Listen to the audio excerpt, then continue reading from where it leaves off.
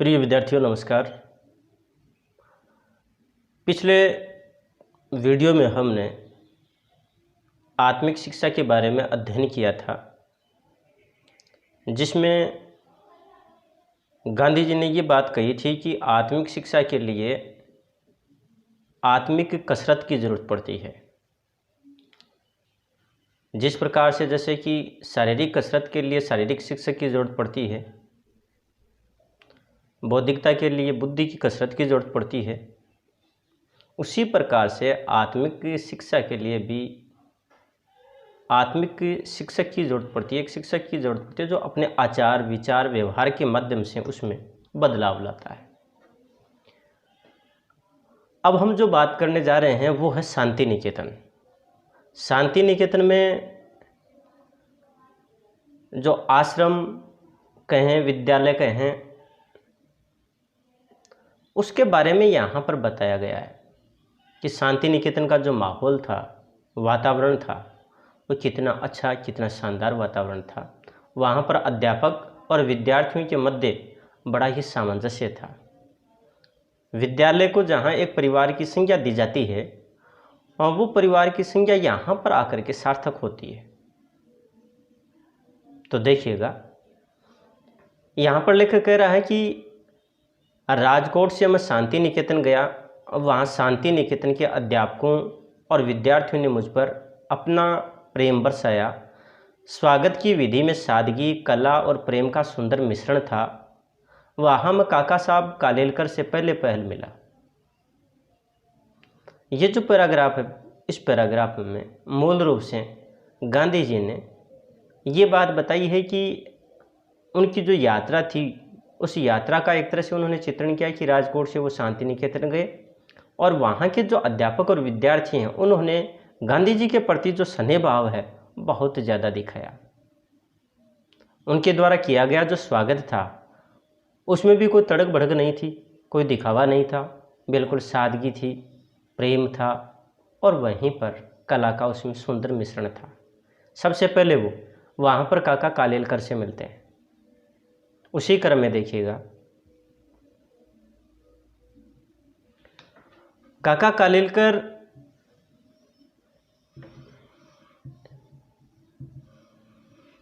या यूँ कहें कि कालेलकर काका साहब क्यों कहलाते थे, ये है मैं उस समय नहीं जानता था, लेकिन बाद में मालूम हुआ कि केशवराव देशपांडे जो विलायत में मेरे समकालीन थे और जिनके साथ विलायत में मेरा अच्छा परिचय हो गया था, बड़ौदा राज्य में गंगनाथ विद्यालय चला रहे थे। उनकी अनेक भावनाओं में से एक ये भी थी कि विद्यालय में पारिवारिक भावना होनी चाहिए। इस विचार से वहाँ सब अध्यापकों के नाम रखे गए थे। यहाँ पर इस अवतरण में मूल रूप से जो कालेलकर साहब हैं उनको काका की जो उपमा दी गई उसके बारे में बात कही गई है और वहीं पर गांधी जी का जो समकालीन था केशवराव देशपांडे, जो ये विलायत में इनके साथ थे, ये भी यानी कि उनसे भी उनका परिचय हुआ था और ये गंगनाथ विद्यालय चला रहे थे। अनेक जो भावनाएं हैं उन भावनाओं में से एक ये थी कि विद्यालय में पारिवारिक माहौल या पारिवारिक भावना होनी चाहिए और इसी कारण यानी कि अध्यापकों के जो नाम थे वो नाम भी क्या है, अलग रखे गए थे। तो देखिएगा कि विद्यालय में विभिन्न अध्यापकों के कौन कौन से नाम या किन किन के नाम क्या क्या रखे गए। तो देखिएगा, उनमें कालेलकर को काका नाम दिया, फड़के मामा बने, हरिहर शर्मा अणा कहलाए। दूसरों के भी यथायोग्य नाम रखे गए। काका के साथी के रूप में आनंदानंद स्वामी और मामा के मित्र होने के नाते पटवर्धन आपा आगे चलकर इस कुटुंब में सम्मिलित हुए। यहाँ पर यानी कि ये जो विभिन्न अध्यापक हैं उनको अलग अलग नाम दिए गए हैं। जैसे कालेलकर साहब को काका, फड़के को मामा, हरिहर शर्मा को अणा और जो आनंदानंद हैं उनको स्वामी और इनके मामा के मित्र होने के नाते जो पटवर्धन थे, पटवर्धन को आपा नाम दिया गया। आगे देखिएगा,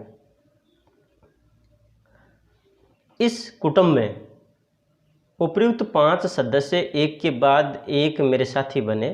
देश पांडे साहब के नाम से पुकारे जाने लगे। साहब का विद्यालय बंद होने पर वह कुटुंब बिखर गया, पर इन लोगों ने अपना आध्यात्मिक संबंध न छोड़ा। काका साहब भिन्न भिन्न अनुभव प्राप्त करने में लग गए। इसी सिलसिले में वे इस समय शांति निकेतन में रहते थे। इसी मंडल के एक और सदस्य चिंतामणि शास्त्री भी वहाँ रहते थे। ये दोनों संस्कृत सिखाने में हिस्सा लेते थे। प्यारे विद्यार्थियों, यहाँ पर गांधी जी ने आगे बताया है कि जो देश पांडे हैं उनको साहब की उपमा दी गई। इनका जब विद्यालय बंद हुआ तो ये जो परिवार था एक तरह से वो बिखर गया, लेकिन वैचारिक और आध्यात्मिक दृष्टि से इनके जो संबंध थे वो बने रहे। काका साहब हैं, उनके भी जो भिन्न भिन्न अनुभव हैं वो यानी कि काका साहब भिन्न भिन्न अनुभव प्राप्त करने में लग गए, यानी कि कार्यों में लग गए। और इसी सिलसिले में वे इस समय शांति निकेतन में रहते थे। और वहीं पर इनके इस मंडल में एक और सदस्य थे चिंतामणि, वो भी वहाँ पर रहते थे। तो ये दोनों संस्कृत सिखाने में हिस्सा लेते थे। एक तरफ तो यानी काका साहब हैं और दूसरी तरफ चिंतामणि हैं। ये संस्कृत सिखाने का कार्य करते थे। फिर आगे देखिएगा, शांति निकेतन में मेरे मंडल को अलग से ठहराया गया था। यहाँ मगनलाल गांधी उस मंडल को संभाल रहे थे और फिनिक्स आश्रम के सब नियमों का पालन सूक्ष्मता से करते कराते थे। मैंने देखा कि उन्होंने अपने प्रेम, ज्ञान और उद्योग के कारण शांति निकेतन में अपनी सुगंध फैला दी थी। एंड्रयूज तो यहाँ थे ही, पियर्सन थे, जगदानंद बाबू, नेपाल बाबू, संतोष बाबू, क्षिति मोहन बाबू, नगेन बाबू, शरद बाबू, ये भी इनके साथ थे। यहाँ पर जो लेखक हैं वो ये बात कर रहे हैं कि इनका जो एक शिष्ट मंडल था, शांति निकेतन में इनको ठहराया गया। यहाँ पर मगनलाल गांधी यानी कि इस मंडल को संभाल रहे थे और वहाँ पर जो ये फिनिक्स का जो आश्रम है वहाँ सारे नियमों का बहुत ही सूक्ष्मता से उनका पालन कराया जाता था। और वहाँ पर लेखक का ये मानना है कि प्रेम, ज्ञान और उद्योग के कारण शांति निकेतन में चारों ओर यानी कि उसकी सुगंध फैली हुई थी, खुशबू फैली हुई थी। इनके जो यहाँ पर जो लोग थे उनमें था एंड्रज, पियर्सन, जगदानंद बाबू, नेपाल बाबू, संतोष बाबू, क्षिति मोहन बाबू, नगेन बाबू, शरद बाबू। इसके अलावा भी देखिएगा,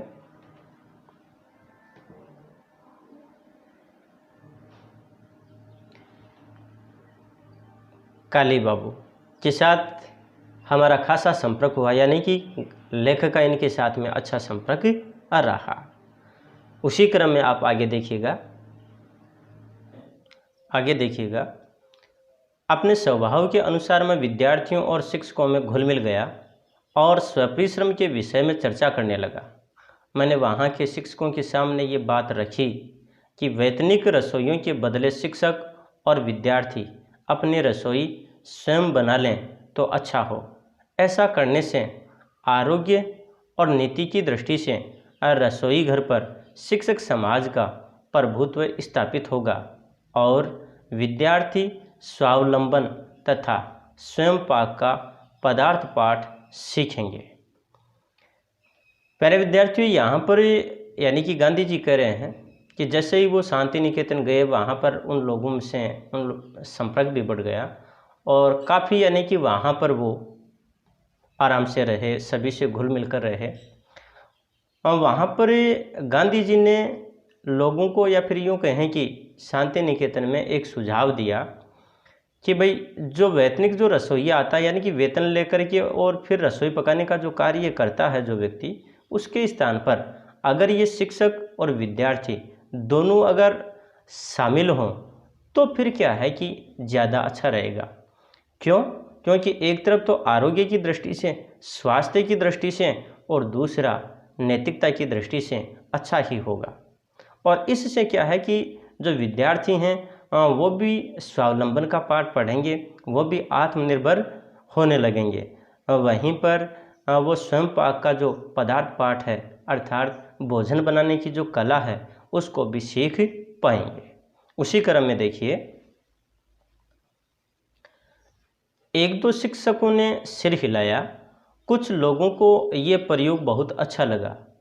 नई चीज़ फिर ये कैसी भी क्यों न हो, बालकों को तो अच्छी लगती ही है। इस न्याय से ये चीज़ भी उन्हें अच्छी लगी और प्रयोग शुरू हुआ। जब कविश्री के सामने यह चीज़ रखी गई तो उन्होंने अपनी यह सम्मति दी कि यदि शिक्षक अनुकूल हों तो स्वयं उन्हें यह प्रयोग अवश्य पसंद होगा। उन्होंने विद्यार्थियों से कहा, इसमें स्वराज्य की चाबी मौजूद है।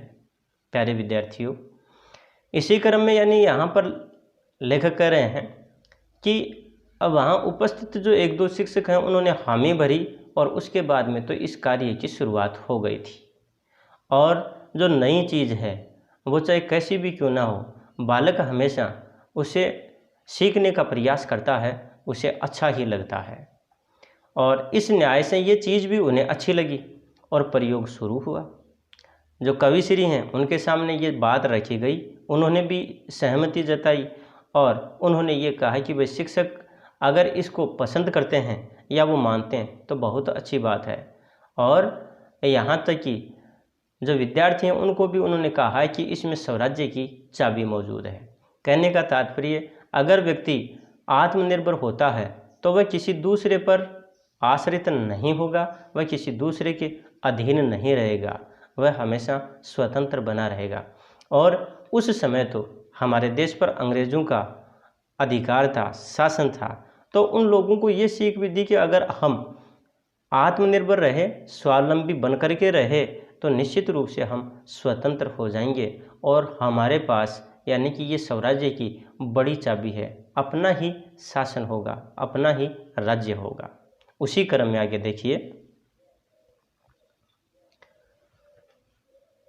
पियर्सन ने प्रयोग को सफल बनाने में अपने आप को खपा दिया। उन्हें ये बहुत अच्छा लगा। एक मंडली साग काटने वालों की बनी, दूसरी अनाज साफ करने वालों की, रसोई घर के आसपास शास्त्रीय ढंग से सफाई रखने के काम में नगेन बाबू आदि जुट गए। उन लोगों को कुदाली से काम करते देखकर मेरा हृदय नाच उठा। यहाँ पर लेखक कह रहे हैं कि जो पियर्सन है वो इस कार्यक्रम को, इस योजना को सफल बनाने के लिए पूर्ण रूप से समर्पित हो गए। और वहाँ पर यानी कि अलग अलग जैसे मंडली बन गई, एक जो सब्जी है काटने वाली मंडली बनी, दूसरी जो मंडली है उसने अनाज साफ करने का कार्य शुरू किया, वहीं पर जो रसोई घर है उसके आसपास बहुत ही अच्छे ढंग से साफ सफाई करने में जो नगेन बाबू हैं वो लग गए। और ये सभी जो लोग थे यानी कि स्वयं परिश्रम कर रहे थे, कुदाली से काम करते, जब उनको जब गांधी जी ने देखा तो वो बहुत ज़्यादा प्रसन्नचित हुए, बहुत ज़्यादा खुश हुए। आगे देखिए, लेकिन मेहनत के इस काम को 125 विद्यार्थी और शिक्षक भी एकाएक नहीं अपना सकते थे। अतएव रोज चर्चाएं चलती, कुछ लोग थक जाते, परंतु पियर्सन क्यों थकने लगे। वे हंसते चेहरे से रसोई घर के किसी न किसी काम में जुटे ही रहते। बड़े बड़े बर्तन मांजना उन्हीं का काम था। बर्तन मांजने वाली टुकड़ी की थकान उतारने के लिए कुछ विद्यार्थी वहाँ सितार बजाते थे। विद्यार्थियों ने प्रत्येक काम को पर्याप्त उत्साह से अपना लिया और समूचा शांति निकेतन मधुमक्खियों की छत्ते की भांति गूंजने लगा। प्यारे विद्यार्थियों, यहाँ पर गांधी जी कह रहे हैं कि ये जो एक नया कार्यक्रम शुरू किया, इसको अचानक से स्वीकार नहीं किया जा सकता, अपनाया नहीं जा सकता, लेकिन फिर भी प्रयास चलता रहा। हमेशा कोई ना कोई चर्चा होती रहती थी। कई बार कुछ लोग थे वो थक भी जाते थे, परंतु उनमें एक ऐसी शख्सियत थी पियर्सन महोदय, यानी कि वो कभी थकते ही नहीं थे। हमेशा उनके चेहरे पर मुस्कुराहट रहती थी और वो रसोई घर के किसी न किसी कार्य में व्यस्त रहते थे। वहीं पर बड़े जो बर्तन मांजने का जो कार्य था वो उन्हीं का ही था, और जो बर्तन मांजने वाली जो टुकड़ी थी, उन कि थकान उतारने के लिए वहाँ पर विद्यार्थियों के द्वारा सितार बजाया जाता था। और इस बात को हमें ध्यान भी रखना है, ये प्रश्न के रूप में भी है यहाँ। विद्यार्थियों ने प्रत्येक काम को पर्याप्त उत्साह से अपना लिया और समूचा शांति निकेतन मधुमक्खियों की छत्ते की भांति गूंजने लगा, अर्थात वहाँ पर हलचल, चहल पहल, खुशी का वातावरण चारों ओर रहने लगा। फिर देखिएगा, और इस आगे वाले पैराग्राफ में तो प्रश्न भी है, बहुत शानदार प्रश्न, महत्वपूर्ण, बोर्ड की परीक्षा की दृष्टि से बहुत अच्छा प्रश्न है इसमें, और उसका जवाब भी इसी में ही है। इस प्रकार के फेरफार जब एक बार शुरू हो जाते हैं तो फिर वे रुक नहीं पाते। फिनिक्स का रसोईघर स्वावलंबी बन गया था। यही नहीं बल्कि उसमें रसोई भी बहुत सादी बनती थी, मसालों का त्याग किया गया था। अतएव भात, दाल, साग तथा गेहूं के पदार्थ भी भाप के द्वारा पका लिए जाते थे। बंगाली खुराक में सुधार करने के विचार से उस प्रकार का एक रसोईघर शुरू किया था।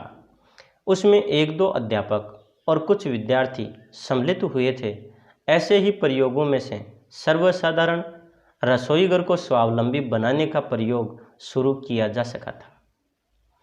प्यारे विद्यार्थियों, यहाँ पर जो एक मुख्य पंक्ति आई है कि फिनिक्स का रसोईघर स्वावलंबी बन गया था, ये प्रश्न बनता है यहाँ पर कैसे, कि फिनिक्स का रसोईघर स्वावलंबी बन गया कैसे। तो यहाँ पर इससे ऊपर वाला जो पैराग्राफ है उसकी कुछ बातें आएंगी, जैसे कि जो सभी शिक्षक और विद्यार्थी थे उनकी एक अलग टुकड़ी बन गई। एक टुकड़ी सब्जी काटने का काम कर रही है, तो दूसरी है अनाज साफ करने का, तो कोई एक टुकड़ी है वो बर्तन साफ करने का काम कर रही है। वहीं पर बर्तन साफ करने वाली जो टुकड़ी है उसकी थकान दूर करने के लिए वहाँ पर विद्यार्थी हैं वो सितार बजा रहे हैं। और जो रसोई घर है वो भी सादी रसोई होती थी, उसमें मसालों तक का एक तरह से त्याग कर दिया गया था। और भात है यानी कि चावल है, दाल है, साग है, गेहूँ है, ये भी यानी कि भाप से पका लिए जाते थे, जो कि स्वास्थ्यवर्धक होते हैं। ये यानी कि कुछ बातें इसमें सम्मिलित हैं। बंगाली खुराक में सुधार करने के विचार से उस प्रकार का एक रसोई घर शुरू किया था, और उसमें भी एक दो जो अध्यापक और विद्यार्थी सम्मिलित हुए, और ऐसे जो प्रयोग हैं वो सर्वसाधारण रसोई घर को स्वावलंबी बनाने का प्रयोग शुरू किया जा सका था। यानी कि वहाँ पर सभी आत्मनिर्भर हों, स्वावलंबी हों, सभी मिलजुल करके वहाँ पर काम करें, ऐसा उनका प्रयास रहा। आगे देखिएगा, पर आखिर कुछ कारणों से ये प्रयोग बंद हो गया। मेरा विश्वास यह है कि इस जगत विख्यात संस्था ने थोड़े समय के लिए इस प्रयोग को अपनाकर कुछ खोया नहीं, और उससे प्राप्त अनेक अनुभव उसके लिए उपयोगी सिद्ध हुए थे। यहाँ पर जो लेखक है वो इतनी बात कहना चाह रहे हैं कि ये जो एक नया प्रयोग शुरू किया गया था वो ज़्यादा दिन तक नहीं चल पाया, लेकिन फिर भी यहाँ सीखने के लिए बहुत कुछ था, खोया कुछ भी नहीं था। जीवन में अनेक जो अनुभव हैं उनको सीखा गया, वहाँ से बहुत सी बातें सीखने को हमें मिली। उसी क्रम में आगे यहाँ पर कह रहे हैं, मेरा विचार शांति निकेतन में कुछ समय रहने का था, किंतु विधाता मुझे जबरदस्ती घसीट कर ले गया। मैं मुश्किल से वहाँ एक हफ्ता रहा होऊंगा कि इतने में पूना से गोखले के अवसान का तार मिला। शांति निकेतन शोक में डूब गया। सब मेरे पास संवेदना के लिए आए। मंदिर में विशेष सभा की गई। यह गंभीर दृश्य अपूर्व था। मैं उसी दिन पूना के लिए रवाना हुआ। प्यारे विद्यार्थियों, यहाँ पर जो लेखक हैं वो कहना चाह रहे हैं कि शांति निकेतन में और रहने की इच्छा थी, परंतु ईश्वर को कुछ और ही मंजूर था, और एक दर्दनाक घटना घटित हुई। उनको एक तार मिला जो पूना से आया था कि गोखले का अवसान हो गया, उनका देहांत हो गया। इस बात का उन्हें बड़ा दुख हुआ। शांति निकेतन जो था पूरा, वहाँ पर भी एक तरह से जो दुख है या यूँ कहें कि शोक है, उसमें सब डूब गए। और गांधी जी के पास सभी शोक संवेदना यानी कि के लिए वहाँ पर आए, सांत्वना देने के लिए आए। मंदिर में विशेष सभा का आयोजन किया गया और ये जो दृश्य था ये वास्तव में अपने आप में एक अलग दृश्य था। गांधी जी उसी दिन पुणे के लिए रवाना हो गए थे। फिर आगे देखिएगा।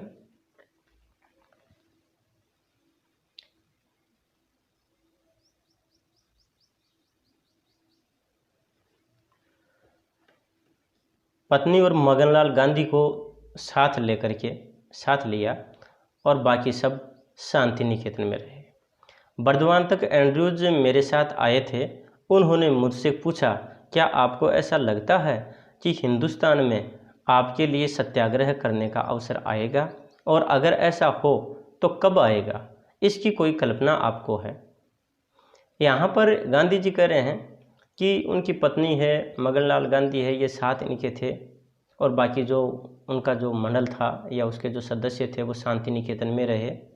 और बर्दवान जो स्थान का नाम है वहाँ तक जो एंड्रयूज हैं वो उनके साथ आए और उन्होंने गांधी जी से प्रश्न किया कि हिंदुस्तान के लिए अब सत्याग्रह करने का अवसर कब आएगा, क्या ये संभव है, और अगर ऐसा होता है तो इसके लिए यानी कि एक समय क्या है, और वहीं पर क्या आप इसके बारे में सोचते हैं, कल्पना करते हैं। ये जो प्रश्न है वो गांधी जी से एंड्रयूज ने किया।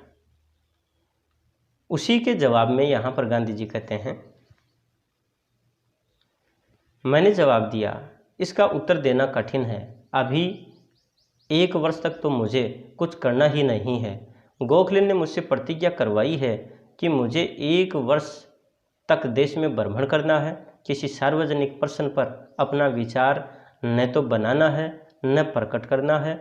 मैं इस प्रतिज्ञा का अक्षरशः पालन करूंगा। बाद में भी मुझे किसी प्रश्न पर कुछ कहने की ज़रूरत होगी तभी मैं कहूँगा। इसलिए मैं नहीं समझता कि 5 वर्ष तक सत्याग्रह करने का कोई अवसर आएगा। तो यहाँ पर जो गांधी जी हैं वो एंड्रयूज को जवाब देते हैं कि भाई अभी 1 वर्ष तक तो इसके बारे में कुछ कहा ही नहीं जा सकता, क्योंकि जो गोखले हैं उन्होंने प्रतिज्ञा करवाई थी कि 1 साल तक आपको भ्रमण करना है और सार्वजनिक प्रश्न पर किसी भी तरह का अपना कोई विचार नहीं रखना है, अपनी प्रतिक्रिया नहीं देनी है। गांधी जी कहते हैं कि और इसका यानी कि लगातार वो पालन करेंगे। उसके बाद में अगर मान लीजिए किसी प्रश्न पर कुछ कहने की कोई ज़रूरत होगी तो वो कहेंगे। और इसलिए वो कह रहे हैं कि वो समझते हैं कि 5 वर्ष तक सत्याग्रह करने का कोई अवसर मुश्किल ही आए। फिर देखिएगा, यहाँ ये कहना अप्रस्तुत न होगा कि हिंद स्वराज्य में मैंने जो विचार व्यक्त किए हैं, गोखले उनका मजाक उड़ाते थे और कहते थे, आप 1 वर्ष हिंदुस्तान में रहकर देखेंगे तो आपके विचार अपने आप ठिकाने आ जाएंगे। यहाँ पर वो एक बात और भी प्रस्तुत कर रहे हैं। वो कह रहे हैं कि जो हिंद स्वराज्य जो उनका अखबार था, पत्रिका जो थी, तो उसमें उन्होंने अपने जो विचार व्यक्त किए थे और जब वो विचार व्यक्त किए तो जो गोखले थे उन्होंने उनका मजाक उड़ाया और उन्होंने उन्हें कहा कि 1 वर्ष तक आप हिंदुस्तान में रह करके देखो, उसके बाद में जो बातें आपने कही हैं या जैसी कल्पना आप करते हैं, जो विचार आप प्रस्तुत कर रहे हैं, उनके बारे में यानी आपको समझ आ जाएगी, आपके विचार जो हैं अपने आप ठिकाने आ जाएंगे। यहाँ पर एक छोटा सा प्रश्न ये भी बनता है कि गोखले ने उनका मजाक उड़ाते हुए क्या कहा। कहने का मतलब है कि छोटे जैसे 2-2 नंबर के जो प्रश्न हैं वो अपने को पूछे जा सकते हैं, तो अपने को थोड़ा सा यहाँ पर ध्यान रखना है। प्यारे विद्यार्थियों, ये तो बात हुई यहाँ पर शांति निकेतन की। अब हम नया बिंदु लेकर के आएंगे, उसी पर यानी कि बात करेंगे। आगे वाला जो वीडियो होगा उसमें जो खादी का जन्म है उस पर हम चर्चा करेंगे, और जो खादी का जन्म है इस पर तो प्रश्न भी आया हुआ जो मैं पहले भी आप लोगों को बता चुका हूँ।